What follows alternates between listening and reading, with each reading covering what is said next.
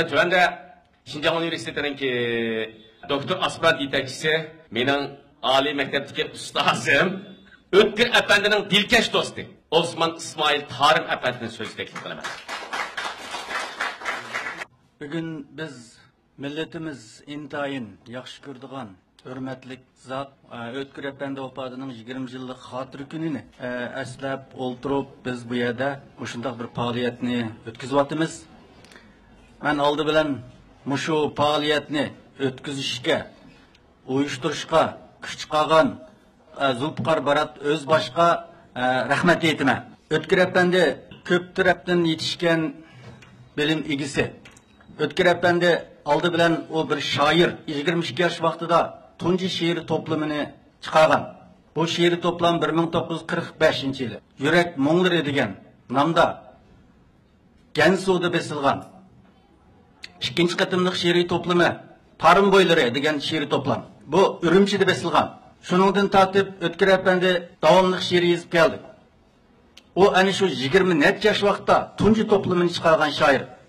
Şu vaqtning o'zida azaqdan burun yosh vaqtida nurg'un esil she'rlarni yozib, xalqimizni hayajonga solgan, yuraklarni titratgan. Islohot ishini aytib o'tishdan keyin u yana bir turkum intayin esil she'rlarini kayni-kayni e'lon qildi. Bo'libmi? Uning she'riy talantini eng yuksak ifodalab berdigini Qashqar kekisi nomli daston. Bu dastonda biz Ötkir Efendining she'riy talantini, uning partlab turgan hissiyotini, uning so'z ishiltish san'atini hammasini mushu dastondan ko'ra olamiz. Ikkinchisi Ötkir Efendi bu dangliq yozuvchi. Bizga amdila tehi bir necha roman e'lon qilingan. Uyg'ur adabiyotida romanchilik amdil maydoniga kelayotgan mezgilda o'tirg'i chiqib, kayni-kayindan ikki romanni yozdi. Ikkinchi romani ikki qismli. Bu romanlarda yana kelib intayin muhim bir tema yozildi. O bo'lsa-mu, bizning tariximiz irmash-chirmash bo'lib ketgan, oq qarisini aniq qilib bo'lmaydigan 20-asrning 20-30 yildirki murakkab tarixiy voqealarni nihoyatda aniq, to'g'ri holda ifodalab berdi.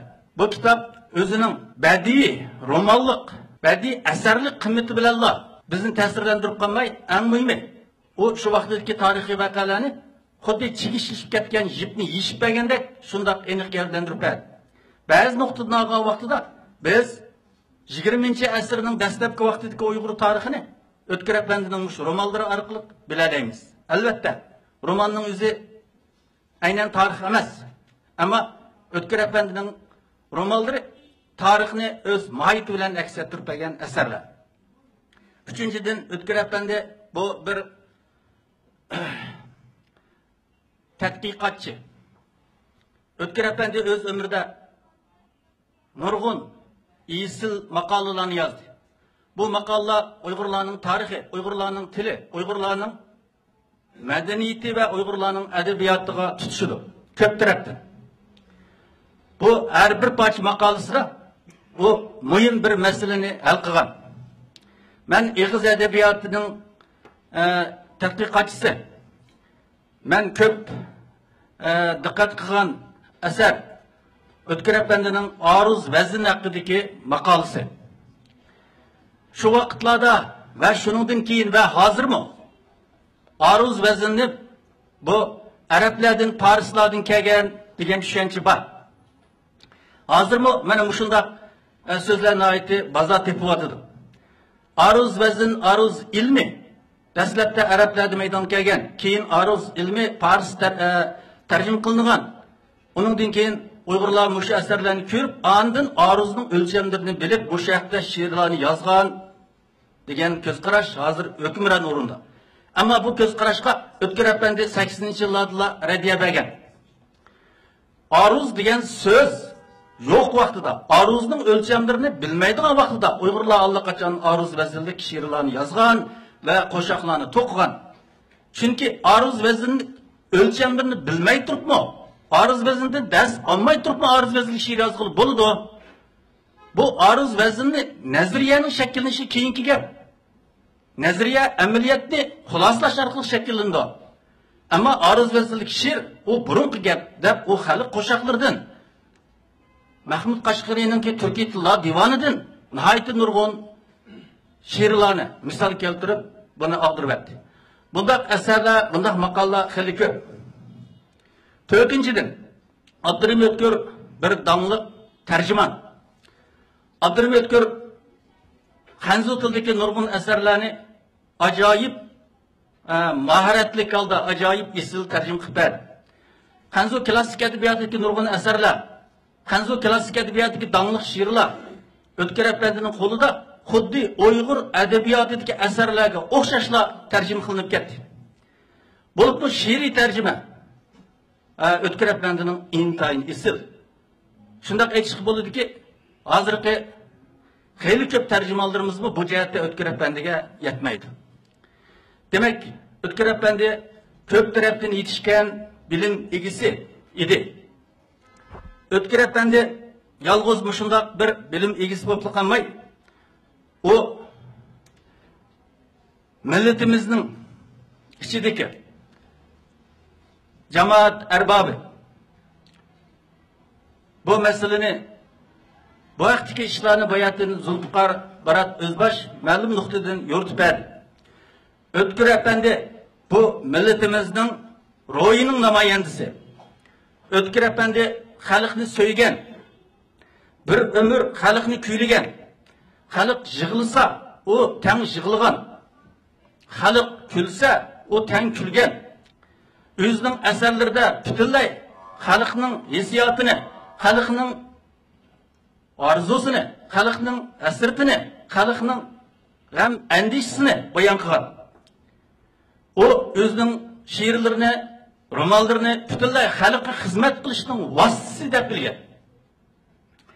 O'tkir apandi she'rlari orqali Uyg'ur millatining ro'yini bizga namoyon qilib berdi. Uyg'urlarning qalbini bizga namoyon qilib berdi. Bu jihatdan olganda uning asarlari bebaho. O'tkir apandi ko'p taraflımlik bilimi, yani tarix, felsefe, edebiyat hakkındaki bilimleri. Şunun bilen bile o'zining yozuvchiligi, shoirligi bilan emas, kamolatga yetgan bir axloq fazilati bilan jamoat ichida cho'ng ta'sir qo'zg'agan. O'tkir apandi intayin kamtar. U shunchalar bilimi bor, shunchalik ko'p kishilarning hurmatiga sazovor bo'lgan shaxs bo'lsa-mu, lekin o intayin kamtar oddiy sodda o'tgan kishi. O amma bilan, xalq bilan ish qiyin, tosh qiyin bo'lib ketgan. Xalq bilan o'zini bir gavda qilgan. Shunga o o'zining she'rlarida o'zini beliqqa o'xshatdi. Xalqni suvga o'xshatgan. Haqiqatan O'tkir apandi mushu jihatda boshqa bizning müteber zatlarımızdan eniq farqli. O hamma odamga bab barobar muomala qiladi. O hasadxo'rlikdan, oshko'zlikdan intayin yiroq edi. Har bir odamning kichikkina muvaffaqiyatlari bo'lsa-mu, uni suyunib turib maqtaydi, rag'batlantiradi. Bizning oliy maktabdagi o'quvchilarimiz dastlabki tunji she'rlarni yozgan vaqtlarda shu she'rlarni deklamatsiya qilgan vaqtlarda O'tkir apandini ataydan chaqiratdi.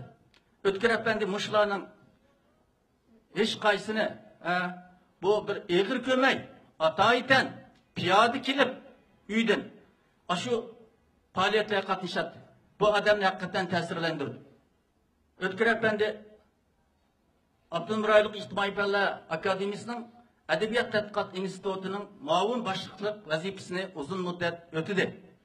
U yana Abdurayliq xalq hukumatining maslahatchilikka tayinlandi. Abdurayliq xalq hukumatining o'z vaqtidagi 80-yillardagi maslahatchilari ancha ko'p emasdi. Ana shu sanoqli bir necha maslahatchining biri Abdurim O'tkir apandi edi.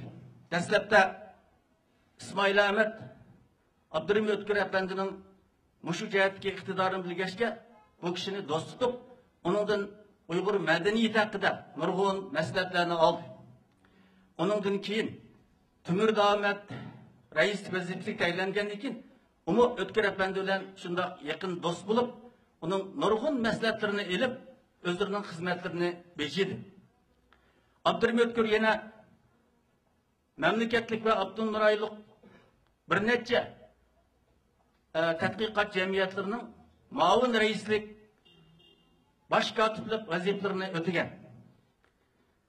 Abdurrahim Ötkür efendi mana muşunda xalqning g'imini, jamoatning ishini har vaqt o'zining ishi deb bilgan. O Uyg'urning madaniyatining taraqqiyoti, Uyg'ur jamiyatining taraqqiyoti uchun o'chmas to'kib qo'shdi va kech kunduz mushu taraqqiyot uchun boshqa to'di. Ötkür efendi o'zining qalamini xalqqa xizmat qilishning, xalqni uyg'otishning, xalqni taraqqiyotga boshlashning quroli qilgan. O o'zi naiti aşkar aldı. El üçün yugursan qog'ozda qalam, tog'larning beshiga tikarsan alam dedi. O yine maqsadim dastan üçün dastan emasdir. Yetilsa elga xizmat ushbu bastur dedi. Mening maqsadim dastan yozish emas. Balki dastan orqali ilmga xizmat qilish deydi. Naiti edi qoldi bu yerdagi dastanni xalqqa xizmat qilishning bir vositasi deb tanıydı. Bu yerda Ötkür efendining adabiyot ko'z qarashi yana bir qismlarning adabiyot uchun adabiyot, san'at uchun san'at deydigan ko'z qarashlari bilan ro'shan farqlandi. Ötkür efendi vafot bo'lgan kuni, ya'ni 1995-yil 10-oyning 5-kuni Ötkür efendining vafotiga kelgan kishilar intayin ko'p bo'ldi. 6-islar Ötkür efendini uzatgan kuni Adem denizga aylandı. Ürümçi şehir. Şamalvak koçisi. Yani hazırki Yanallı. Şamalvak koçisi Ademlerlik likt oldu. Etraftaki dükkanlarının hemisi şu günü iş toxtatmandak bo'lib ketdi. Bu tesirlik manzara Ürümçi tarixida az görülgen. Ma'lum nuqtalardan bir odamning vafot bo'lgan, mitiq kelgan odamning az ko'pligi orqali odamning qimmatini belgilagili bo'ldi.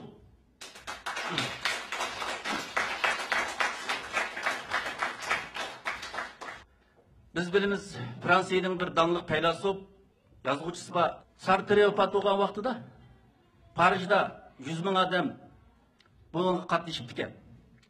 Shuningdan tortib hozirgacha Sartre to'g'risida gap bo'lgan vaqtda Fransiyaliklar intayin faxrlanib turib, shu vaqtidagi shuning dafn murosimiga qatnashgan odamning jihligini oldi bilan tilga oldi. Ötkür efendi kining kishilarga yetkazgan qimmati şundak zor boğalık için kişiler hani şundak hürmet kıldı. Hani şundak etibarlıdı. Kımmet meselesi intayin mühim. Eğer başkalarına senin vergen kımmetin, menfaatin olmasa, sen ya maddi ya ki manevi cihetin hiç kandak menfaat yetkizemezsen, ondak senin kılçılık kımmetin olmaydı. Ahırda demek ki boğunun Ötkür efendi bir ot.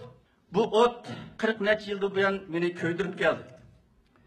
Ötkür efendi bir mucize. O 20. asırda taqdir Uyg'urlarga bergan bir isil so'g'at. Ötkür efendi bir partlab turgan talant egisi. Ötkür efendi bir mayak. O bizni davomli olg'a yetaklab mangdi. Sizim tamam. Öz uslub xasligi bilan bir turkum nadir she'rlarni ro'yobga chiqargan bu zoti muborakning yana bir parça şiirini bizden Ürümçi Xalq Radio stansiyasining ko'zga ko'ringan riyosatchisi, Savoqlashlar programmasining bir parçası riyosatchisi Tahir Yasin efendi dikilmasi qilib berdi. Marhamat. Gül emasken yoshligim to'zsi yana ochilg'ani. Yoki ko'zda turmidek kessa bahorda yomg'iri. Ushti ketdi qush kabi armonda qoldim hasrata. Endi ming qoqsam indakka kelmas hech yo'l. Nima degan qisqa umrning tong'lari gul chog'lari. Keldi boshlab qor bo'ronni ayna kashko'z sho'ri. Sönüp aşkıncı düştü. Saç sakalımga kırıl. Endi hergiz sayırmaz. Bu bağdı köklem bulbulu. Ger nesip bolsa bana adi hayatın bir kadeh. Ne gerek içmek onu sunğanda yaşlık sunbulu. Sakıya camını tut. G'andim bulay birden xalas. Kelgiche miskin jenimga soğuk ecelinin signalı. Teşekkür. Rahmet.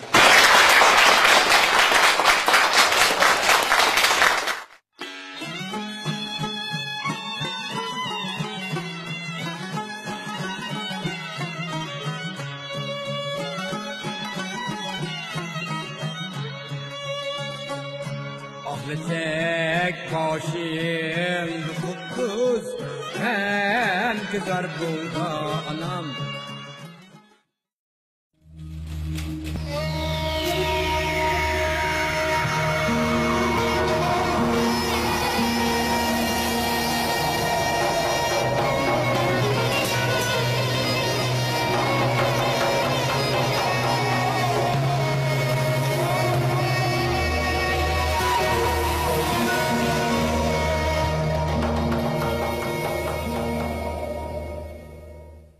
신장 비라고교육 우니버시티는 оқытушысы әдебиет пәнләр докторы Шайыр Сулайман Кайым әпәнді Abdurrahim Ötkür və Ziyalilar royi degan temiri to'xtaladi.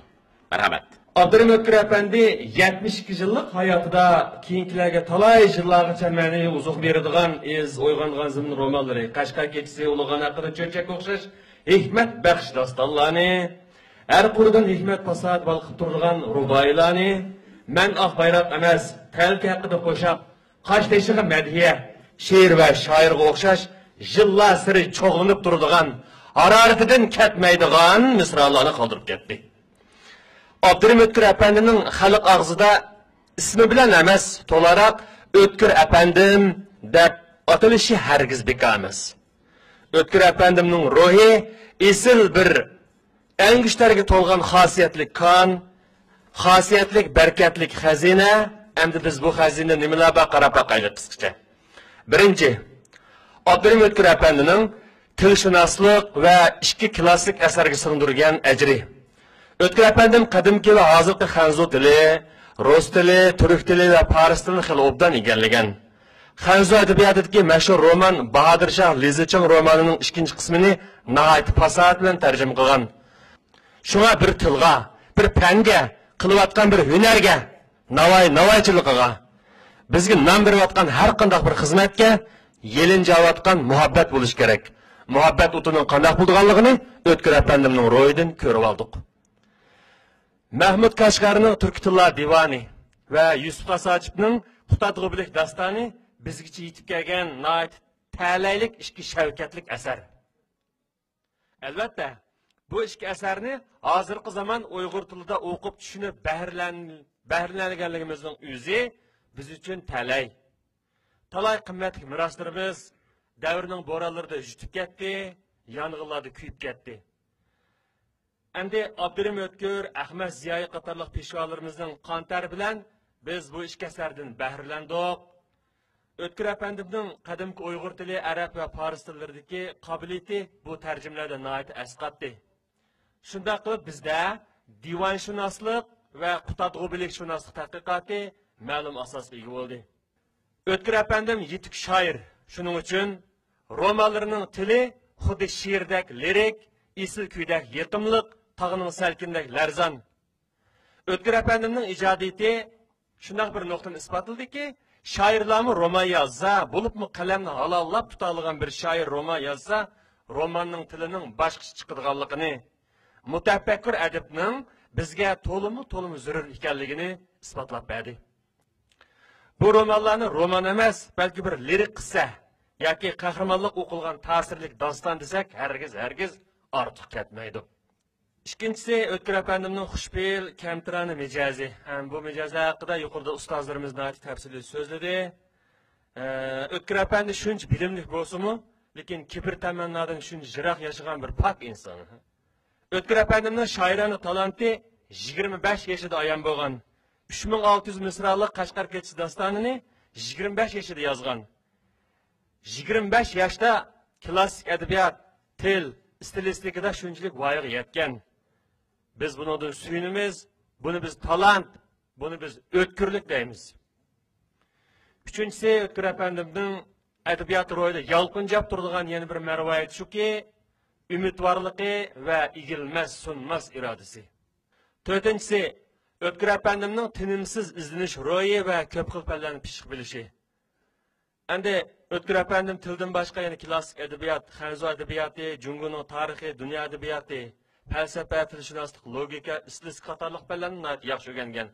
Endi O'tkir apandimning O'tkir deb atilishi va xalqimizning hurmat bilan apandim deb atishi, shundaqla O'tkir apandim yoki O'tkir va apandim degan bu nomatoqlarni boshqalarga bermay, dal O'tkir apandimga ato qilishi, O'tkir apandimning shu zamonda baldir uyg'ongan, o'tkir danishmand va jiroqni ko'rarlikdan bo'lgan. 5-si, O'tkir apandimning yoshlarni tarbiyalash va faoliyatchanlik ro'yi. O'tkir apandim yiziqchilik va tadqiqotlarni bo'ldi qilib o'tgan odam emas. U yoshlar bilan to'la sirdashgan, faoliyat surlarga erinmay borgan, talqin suhbatlar orqali yoshlarni tarbiyalashni o'zining bir burchi deb qaragan. Yoshlarni zamonning uyg'uturlarini ta'minlagan, tarbiyalagan. O'tkir apandimning romanlari nashr qilingandan keyin mamlakatning ichi va sirtidan 400 parchadan ortiq rahmat qildi kelgan. Bu hurmat, mana bu mukofot. Xalqimizning bu 3 qismli qissadan men buni chatma roman deb oldim yoki chatma qissa deyishim bo'ladi. Bizning rozimanligimiz, hurmatimiz bag'ansir bulduqlab tashmoqda, bag'ansir uning qimmatiga yetmoqdamiz. Amal va unvonni idora basimu muhabbat va hurmatni xalqning berdiganligidan iborat bir haqiqatni O'tkir apandimning hayotidan ko'rib oldik. O'tkir apandim bilganlarini u dunyoga olib ketishni xohlamadi. U qalam orqali qoldirib qo'ydi. Bizda tarixiy roman tuzuk yozilmagan ayni sharoitda tarixiy roman qizg'inligini qo'zg'aydi. 7-si natiqlik. O'tkir apandim she'riyat, xalq ig'iz adabiyoti, dunyo adabiyoti, o'sha klassiklarning namunalaridan yaxshi xabardor bo'lg'achqa, nutqi intayin ravon, tetimliq va hikmatli ekan. Uyg'urlar O'tkir apandimning har bir ruboyisini yodga biladi desak ham bo'ladi. Naqsh qilib aytildi, tamlarga o'rsahat qilib yezildi. Mana bu hammasi hurmatning kuchidan, sevgining kuchidan kelayotgan narsa. 9-si nasrchilikka ko'rsatgan to'pisi. Garchi O'tkir apandim nasrni ko'p yozmagan, 3 parcha nasr yozgan bo'lsa-mu, ammo hozirgi 30 parcha, 300 parcha nasrga tetadigan nasrlar. Buningdagi jo'shqinlik, buningdagi dulqinlik, hissiyot bu hammamizni qoyil qiladi. 10-si O'tkir apandimning tarix va adabiyotni bir-biriga chambarchas bog'lashdagi mahorati. Ham shundaqla tarixiy romanchilik ko'rsatgan ta'siri. Hammanglarga rahmat, so'zim mush yerda tamom.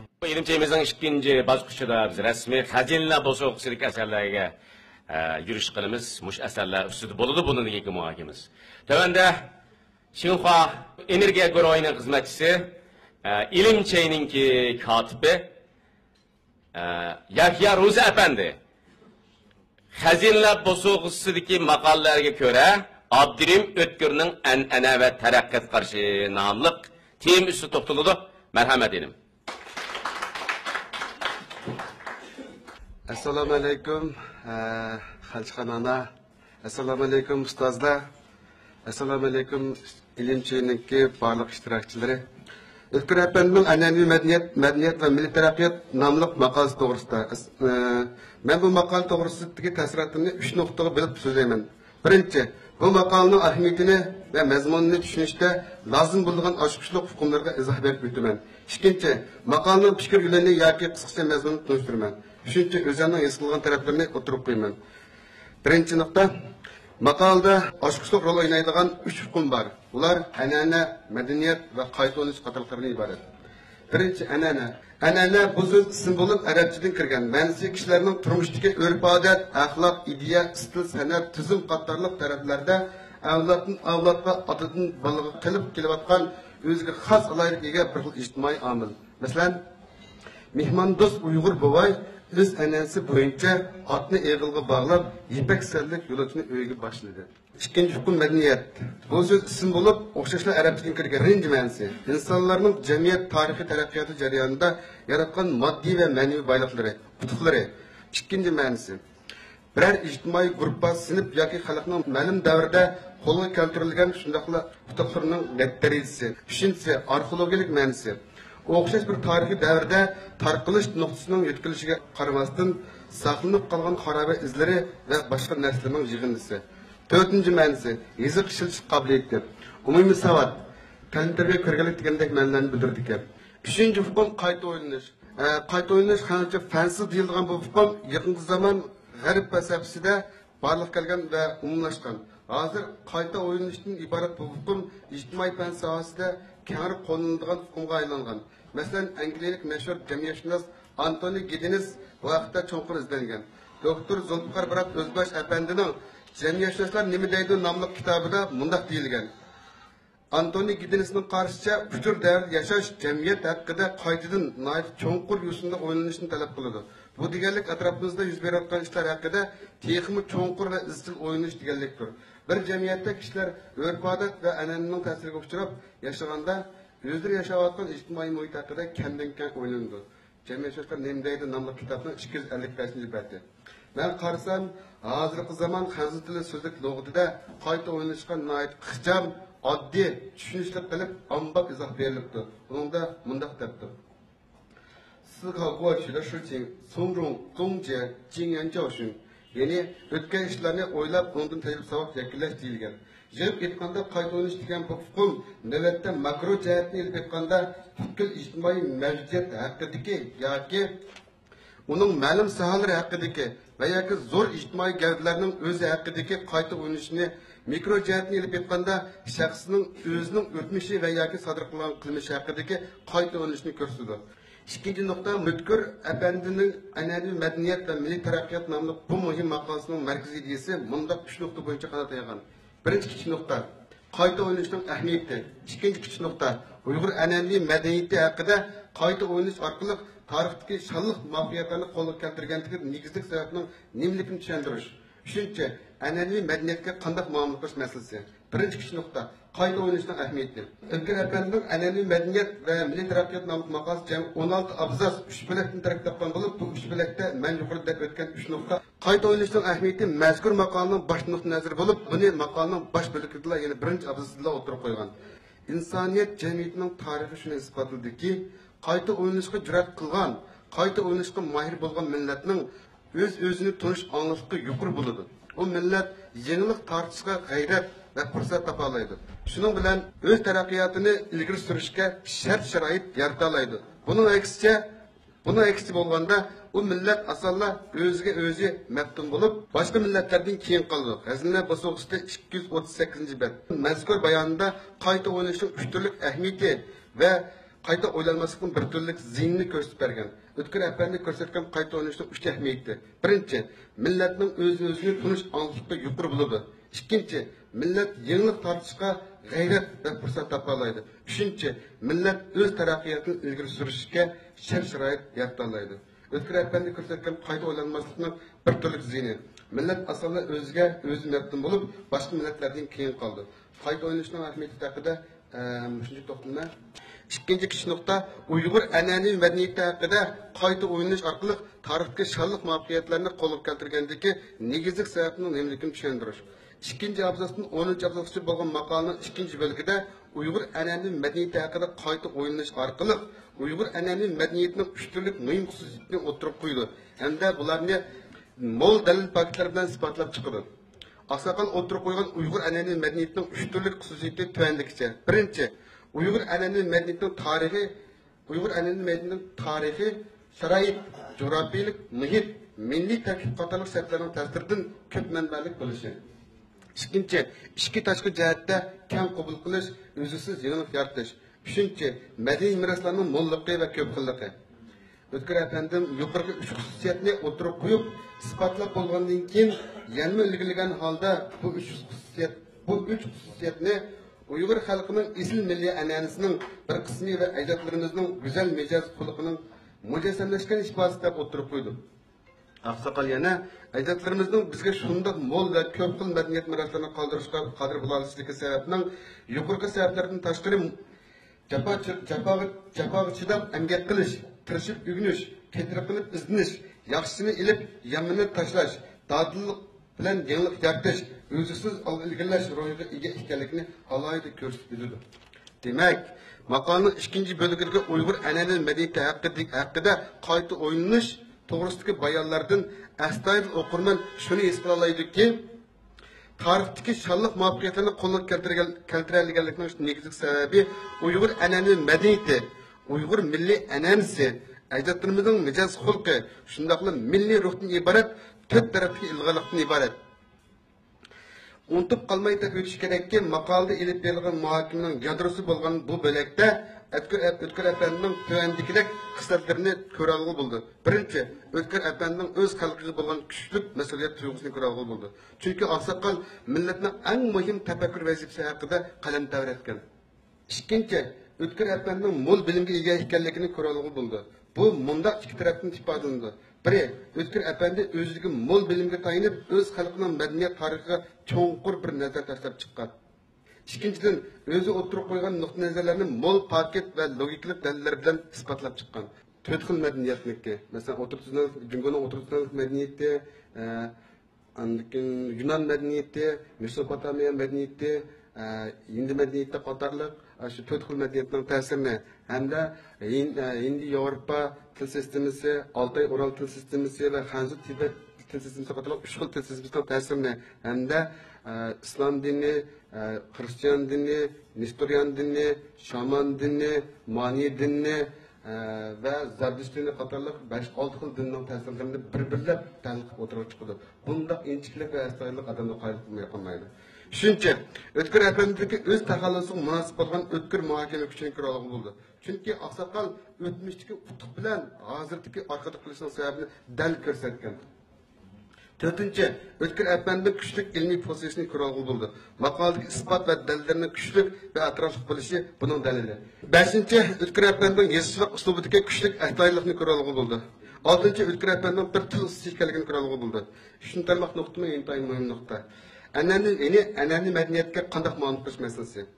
An'anaviy madaniyatga qanday muomala qilish masalasi biz milliy taraqqiyotni ilgari surishda hamon duch keladigan muhim masala.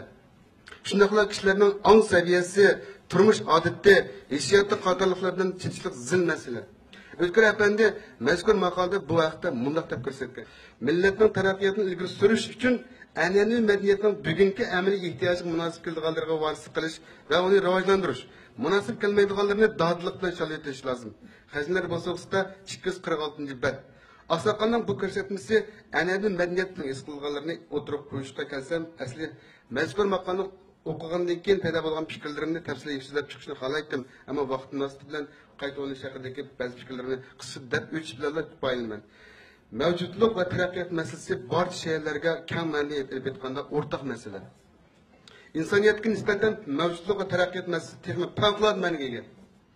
Afsus, butun dunyo degudek mavjudlik va taraqqiyot masalasiga ko'ngil bo'layotgan va bu vaqtda izlanishni jiddiyleştirayotgan dünyanın yakın zaman ve hozirgi zaman tarihi jarayonidagi bir necha asr mobaynida biz bo'lsak bir jamiyatning ijtimoiy taraqqiyotida qon ishlab chiqargan ilikdek rol o'ynaydigan ijtimoiy ma'rifat sohasida tilni vayron holatga mahkum bo'lib qolgan ekanmiz.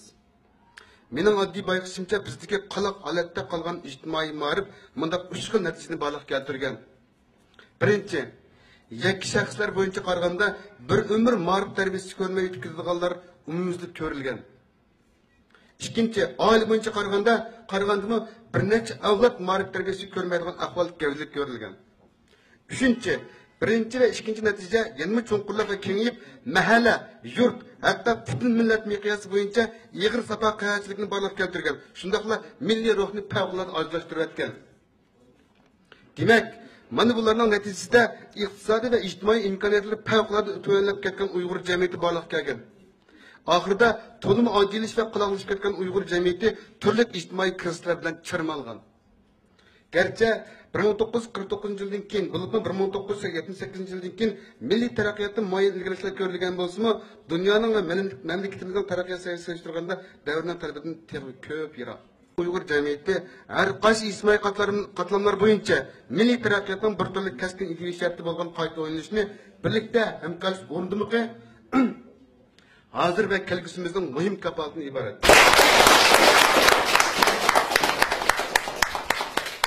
Endi men oxirida bugun biz qilgan bu ishimiz O'tkir apandiga qilingan bir hurmat, O'tkir apandi bilan bo'layotgan bir dil rishtisi xolos. Bugun elimchiga qatnashgan cho'nglarga, jumladan Tavarruk onamiz Xalchxon onaga, O'tkir apandininki obiylari, namunlari, ko'z qarchig'i bo'lgan qizlarga oxirida men salomatlik tilayman, umr tilayman, go'zal chehir va ölmez süzük tefekkür tilayman. Rahmet, selamet olun.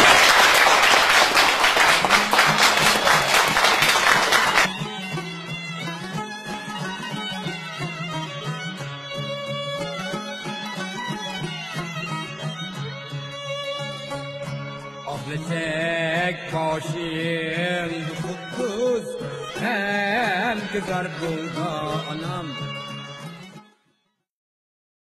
Şeyimiz ilim keyfiyatını, süpetlik okurmenlerini avutuşni, ulanın kalbini beyitişni, ulanın manevi royga uzuk berişni maksat kılıdı. Doktor Zulfikar Barat Özbaş'ın teşebbüsü ve yetekleşi bilen başlangan. Şundakla ilimnin zakitini berişni, ilim arkalık yaşlarını terbiyeleşni maksat kılgan bu ilimçeyimiz başladığından 2 yıldan beri nadir isil kitaplarını muhakem kılıp, talqin kılıp, film qilib ishlab xalqimizga sundi, sungandimi xolis niyat iqboli bilan sundi. Endi bizning ilimchiyimizning maydonga chiqishi bilan jamiyatda kitob o'qishdan iborat bir do'lqin, kitob yildan iborat bir yangi madaniyat hukmi maydonga keldi. Endi ilimchiyimizga qatnashgan mushu aziz bizning qarindoshlarimiz ilimninki hozirga qadar ilimning nopuzini, ilimning ilmiyligini, ilmiy ruhni, munozir axloqini ta'kidlab kelyapti va mush yo'lda o'zininki ma'naviyatini betish bilan birga bizningki so'llarimizni jonlantirib, bizning so'rnimizga o'zgacha to'z xoslik, aloylik aks etyapti. Endi ilimchi biz deyotgan boshqalar qat'iy o'xshamaydi. Ilimchi o ilimningchi, ilimchi o dilkashlikchi. Ilimchida mehr muhabbat va ilm va qimmat va qadr qimmat va ilimchida ruh va bu ruh hammamizning vujudidan, hammamizning qalbidan, hammamizning mushu ilm so'rini qadam tashrif qilgan qadamimizdan keladi. Ilimchininki bugungi sonida bizningki simul xarakterli shaxsimiz, bizning suyimlik otimiz, adabiyotimizning peshvosi, ijodiyatchi, shundaqla donliq yozuvchi, yoshlarning ma'naviy ustozi bo'lmish marhum O'tkir apandining Xazinalar Bo'sug'isida nomli kitobi haqida bo'ladi. Endi Xazinalar Bo'sug'isi bir ilmiy kitob. Bu ilmiy kitobni O'tkir apandi qandaq maqsadda, qandaq niyatda yozdi, u jamiyatga qandaq ta'sirini berdi, jamiyatdagi roli nima? Buning hammasiga biz mush kitobdan shundaqla bizning bugungi aziz so'rinimizga qadam tashrif qilgan aziz mehmonlarning bayonlaridan buni his qilib yeta olamiz. O'tkir apandi endi mening nazarimda u bir yozuvchi adib emas, u bir millatningki ro'y turiki, u bir millatning sarkisi, u bir millatning vijdoni. Endi O'tkir apandini bilmay turib. Rahmat mehmonlar. İlimcheyimizningki bir aloyligi ilimcheyda qatlam, martaba, o'rin surishti qilinmaydi. İlimcheyimizda ilmiylik asos qilindi. İlimcheyimizda mehr muhabbat, xolislik, ilmiy ruh bu tashabbus qilindi. Adabiyotdan tortib takimush xattat ilmigacha har ilmda o'zininki mushu leksiyalarini, o'zining ijodiyatini, o'zining yurak so'zlarini ayamagan. O'tkir apandi xalqimizdan bir dil, bir niyatda, bir maqsadda yashadi. Xalqning suyida oqdi, o'tida ko'ydi. Ailesini qayrib qo'yib, o'zininki milliy badiiy majburiyatini to'liq ado qildi. Bulupmu elbeten hakkıdaki bu zat-ı mübarekninki elbeten hakkıdaki eserleri hemmimizin yürek tarihini çekiyordu. Bir ömür elbeten üçün kalem tevretken bu edip mundak mısralarını kaldırdı.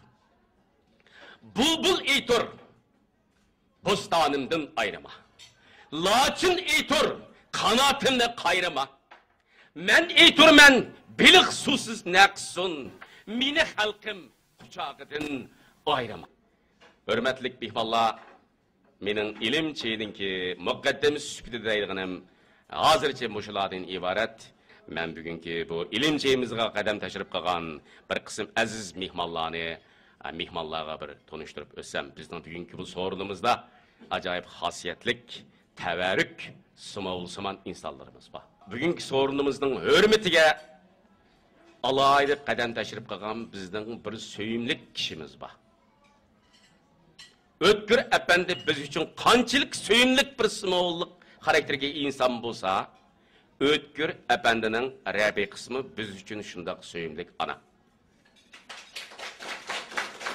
Bugungi so'rinimizga O'tkir apandining rabiqisi, O'tkir apandining o'tida kuyib suyida oqqan O'tkir apandining O'tkir apandi bo'lishiga ün-tunsiz to'p qo'shgan bizningki söyümlik, qadrlik onamiz Xalchixon ana.